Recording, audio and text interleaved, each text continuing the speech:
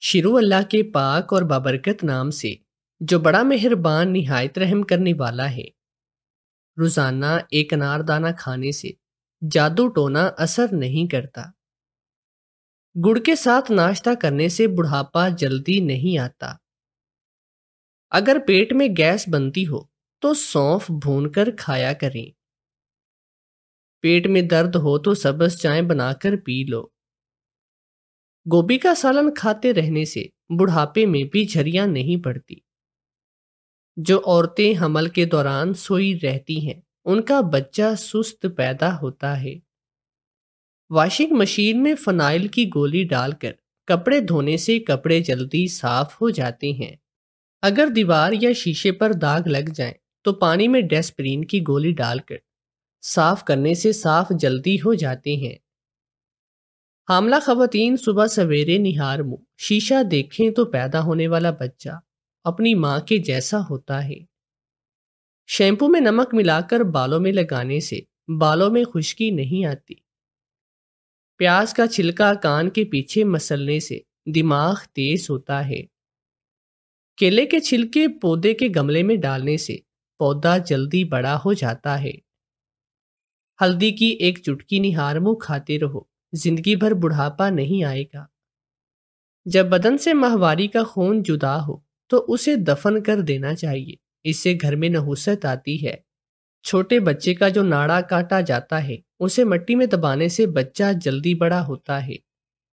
اگر دانت گر جائیں تو اس دانت کو چھت پر پھینکنے سے دوبارہ دانت جلدی نکلتے ہیں۔ ہاتھوں اور پاؤں کے ناخن کاٹ کر زمین میں دفن کرنے سے ناخن دوبارہ جلدی نہیں آتے۔ جو لوگ ناخن منہ میں چباتے رہتے ہیں ان میں یورک ایسڈ کی بیماری ہو جاتی ہے۔ اجوائن کی دھونی لینے سے بخار اتر جاتا ہے۔ چائے زیادہ پینے سے معدہ خوراک ہضم کرنا چھوڑ دیتا ہے۔ زیادہ ٹھنڈا پانی پینے سے پیٹ میں کیڑے پیدا ہو جاتے ہیں۔ کھانے کے فوراً بعد پانی پینے سے کھانا پیٹ کے اندر کچا رہ جاتا ہے۔ گرم دودھ میں سونف ڈال کر پینے سے کمر کے درد میں آرام ملتا ہے۔ خالی پیٹ خشخاش کالے تلوں میں ملا کر کھانے سے وزن کم ہو جاتا ہے۔ جنہیں ڈپریشن کے مرض ہو وہ زیادہ سے زیادہ امرود کھائیں۔ کلونجی کا ٹکڑا چباتے رہنے سے بال سیاہ رہتے ہیں۔ جس گھر میں چنبیلی کا پودا ہو وہاں پر دمے کی بیماری نہیں ہوتی۔ جس گھر میں ایلو ویرا کا پودا ہو اس گھر کے لوگوں میں بڑھاپا دیر سے آتا ہے۔ اگر پیٹ کی چربی بڑھ گئی ہے تو اسٹرابیری کا جوس بنا کر پیو۔ چاول ابال کر کھانے سے بال لمبے ہوتے ہیں۔ یہ یادداشت کو بہتر کرنی ہے تو چقندر اور انگور کا جوس ملا کر بنا کر پیو۔ نہانے سے پہلے ایک دانہ زیرے کا چبا لو، پیٹ کم ہونے لگے گا۔ اگر ہاتھ جل جائے تو آٹا بھگو کر لگانے سے جلن ختم ہو جاتی ہے۔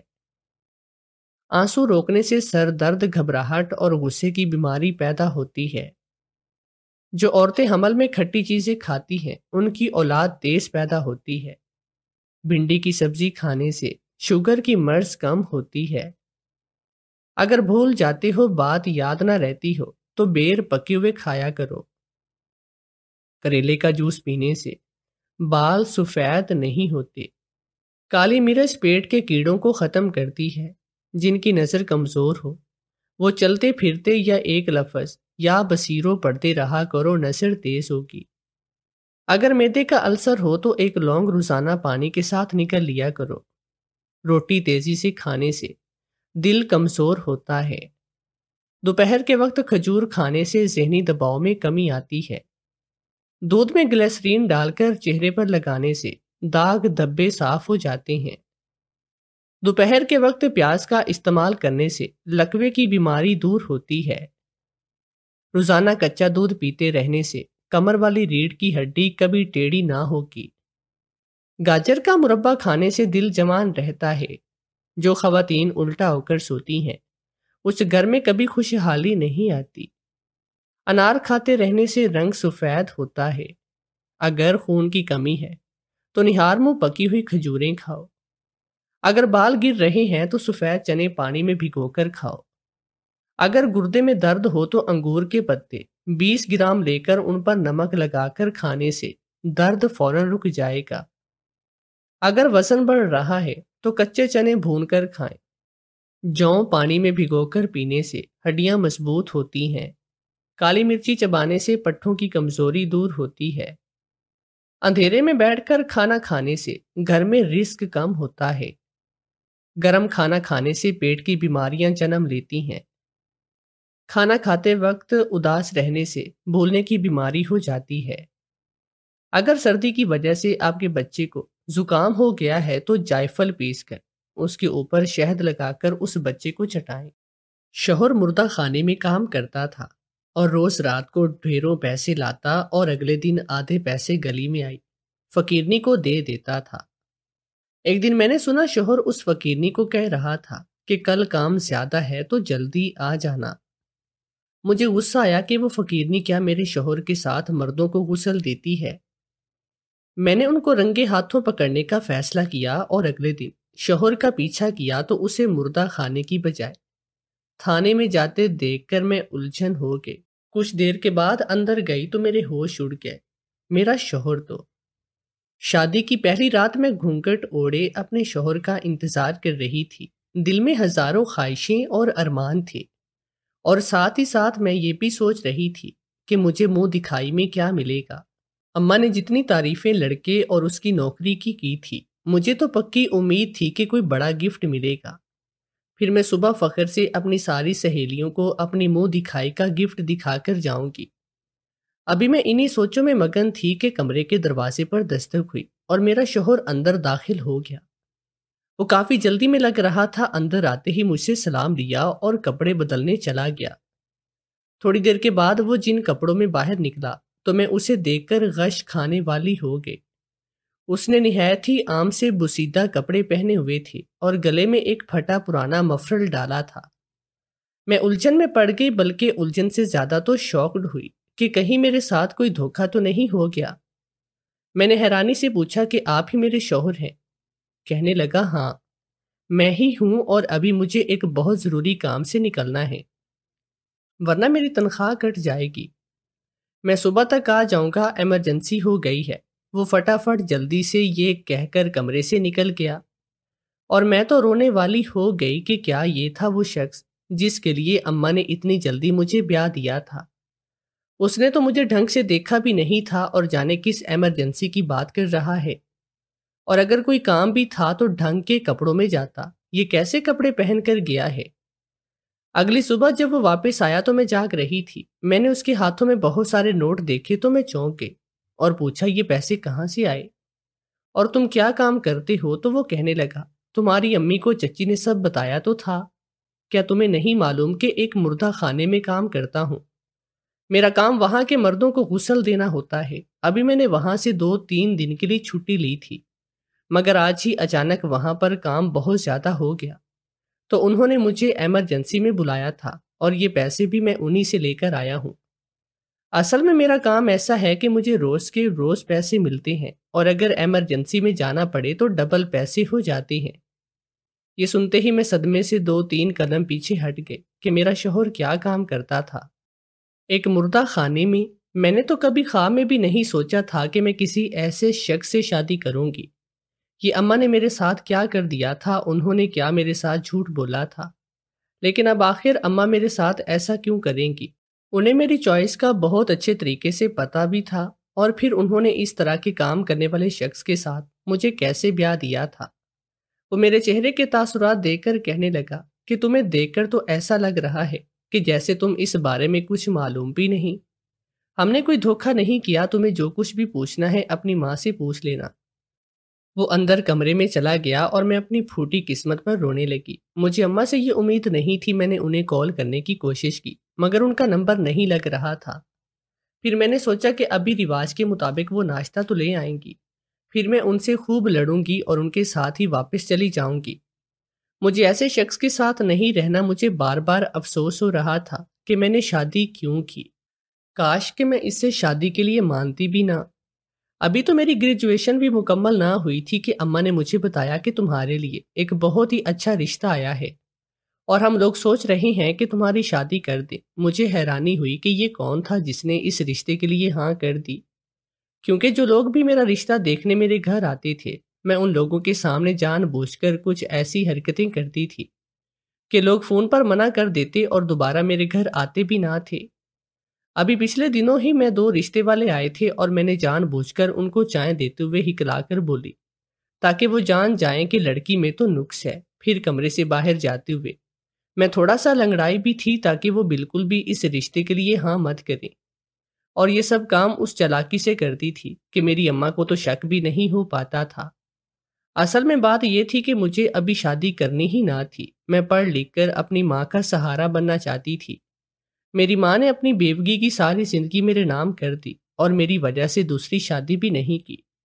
محنت مزدوری کر کے مجھے پڑھایا لکھایا، اور جب کہ میں بڑی ہو چکی تھی اور چاہتی تھی کہ میں اپنی ماں کا آسرا بنوں تو وہ میری شادی کے در پہ تھی، جو مجھے بالکل بھی منظور نہیں تھا۔ اب جب کہ اماں نے بتایا تھا کہ ان لوگوں نے میرا رشتہ قبول کر لیا ہے تو میرا حیران ہونا بنتا تھا۔ میں نے اماں کے موبائل سے چھپ کر ان رشتے والوں کا نمبر نکالا اور اپنے دوست کے فون سے لڑکے کو کال کی اور اپنے بارے میں بہت ساری غلط باتیں بتائیں کہ لڑکی تو بہری ہے، بولتی بھی نہیں، لنگڑی ہے اور وہ بالکل بھی سگڑ نہیں۔ یہاں تک کہ میں نے یہ کام بھی کہہ دیا کہ وہ ان پڑھ ہے، اس کے گھر والوں نے جھوٹ بولا ہے کہ وہ گریجویشن کر رہی ہے۔ میں نے کافی دیر اس لڑکے سے بات کی اور یہی بتایا کہ میں ان کی ایک جاننے والی ہوں اور میں نہیں چاہتی کہ آپ لوگوں کے ساتھ دھوکا ہو۔ اس لڑکی کے ساتھ بالکل بھی شادی مت کریں۔ میں اپنی طرف سے یہ بات کر کے مطمئن ہو گئی کہ میں نے اچھی خاصی غلط باتیں بتا دی ہیں، اب تو وہ مر کر بھی اس رشتے کے لیے ہاں نہیں کرے گا۔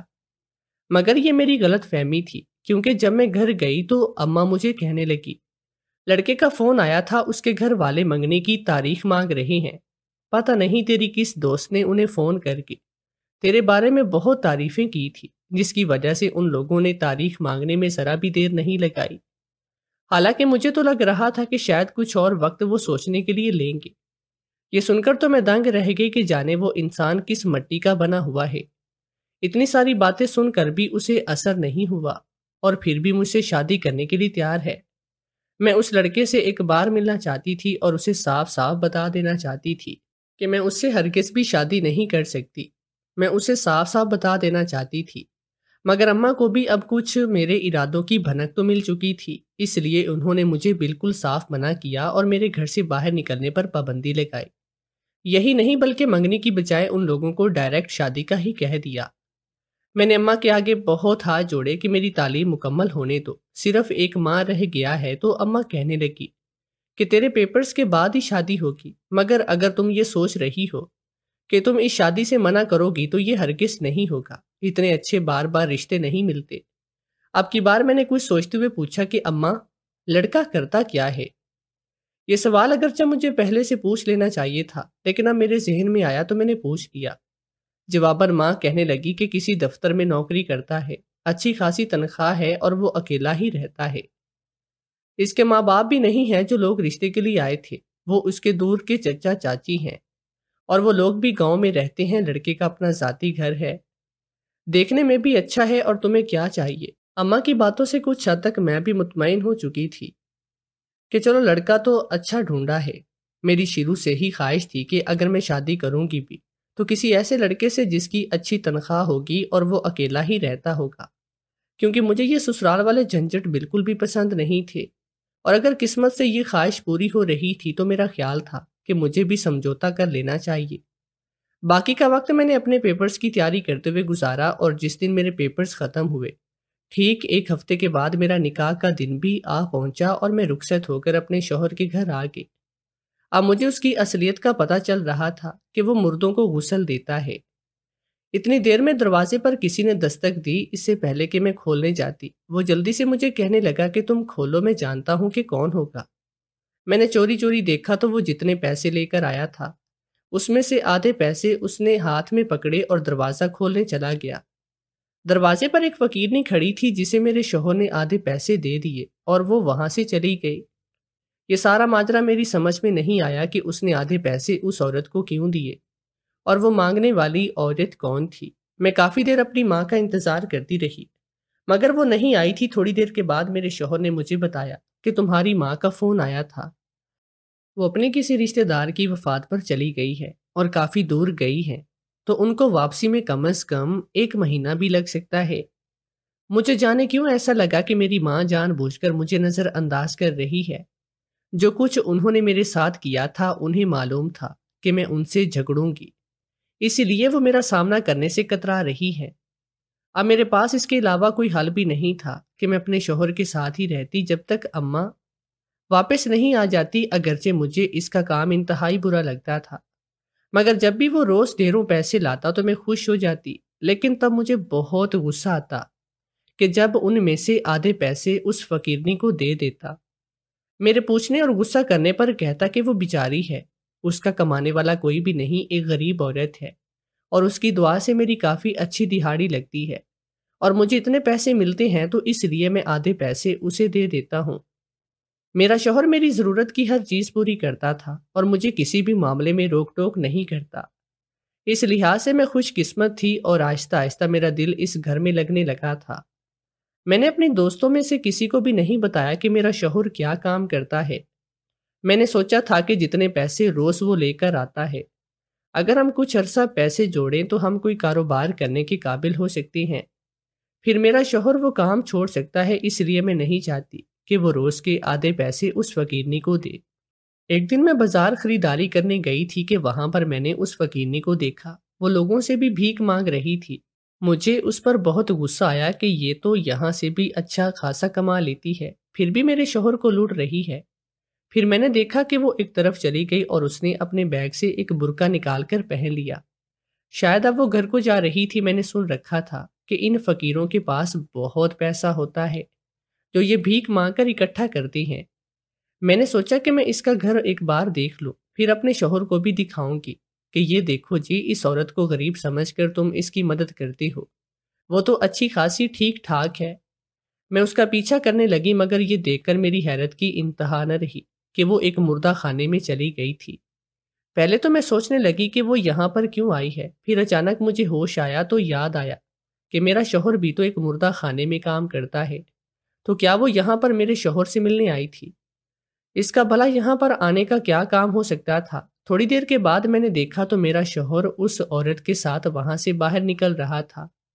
پھر وہ دونوں کافی دیر تک باتیں کرتے رہے اور جاتے جاتے میرے شوہر نے پھر سے اس عورت کے ہاتھ میں کچھ پیسے رکھ دیے، جسے دیکھ کر تو میرے تن بدن میں آگ لگ چکی تھی۔ مجھے سب سمجھ میں آ رہا تھا کہ یقیناً اس عورت نے جا کر اپنے دکھڑے روئے ہوں گے اور میرے نرم دل شوہر کو اس پر ترس آ گیا ہوگا تو اس نے اسے پیسے دے دیے۔ میرا دل چاہا کہ میں اپنے شوہر کو جا کر روک دوں، مگر میں ان دونوں پر ظاہر نہیں کرنا چاہتی تھی کہ میں انہیں دیکھ چکی ہوں، اس لیے میں خاموشی سے گھر واپس آ گئی۔ مجھے یہ سمجھ بھی نہیں آ رہا تھا کہ میں ایسے کیا ترکیب لگاؤں کہ اپنے شوہر کو اس فقیرنی اور دھوکے باز عورت سے دور رکھ دوں۔ ابھی اگرچہ میری شادی کو صرف 1.5 مہینہ ہوا تھا، مگر اتنے عرصے میں ہی وہ ڈھیروں ڈھیر پیسے میرے شوہر سے لوٹ چکی تھی، اور جانے کب سے یہ کام جاری تھا اور کب تک جاری رہنا تھا۔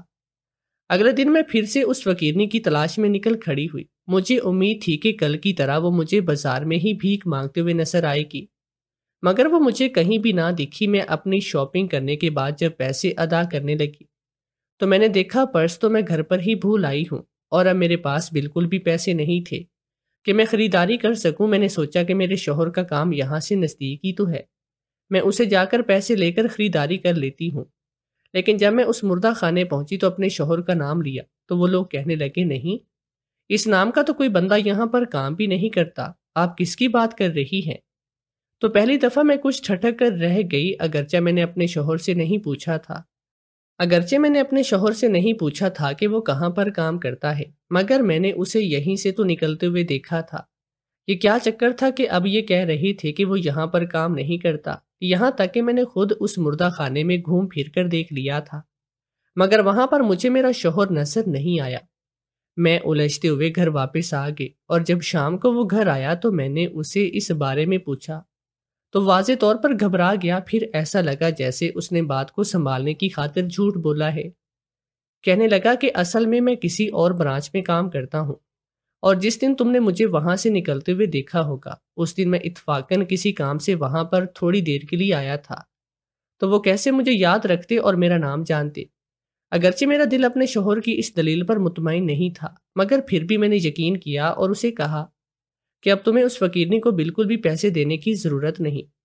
تو وہ پہلی بار کچھ غصے میں آ کر کہنے لگا، ٹھیک ہے تم میری بیوی ہو، میں نے تمہیں ہر طرح کی آزادی دی ہے، لیکن تم میرے معاملات میں نہیں بولو گی۔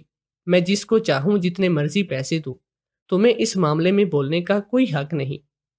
اس نے پہلی بار مجھ سے اس طرح سے اس لہجے میں بات کی تھی۔ میں رونے لگی اور میں نے روتے ہوئے اپنی ماں کو فون کیا، جو اس بار خوش قسمتی سے لگ گیا تھا۔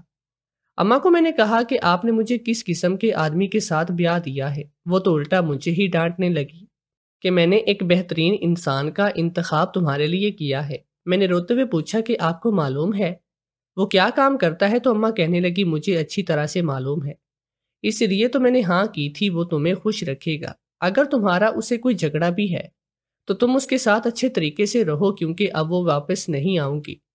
میں اب گاؤں میں ہی اپنی پھپھو کے پاس رہوں گی، ان کی بیٹیوں کی شادی ہوگی اور وہ میری طرح ہی اکیلی ہیں، تو اب ہم دونوں وہیں پر رہیں گی، تو تمہارے پاس واپسی کا کوئی راستہ بھی نہیں، تمہیں وہیں پر رکنا ہوگا۔ مجھے تو سمجھ میں نہیں آ رہی تھی کہ میری اماں کو آخر اس انسان میں ایسا کیا نظر آیا تھا کہ اسی کے گن گا رہی ہیں اور میری کوئی بات سننے کو تیار بھی نہیں۔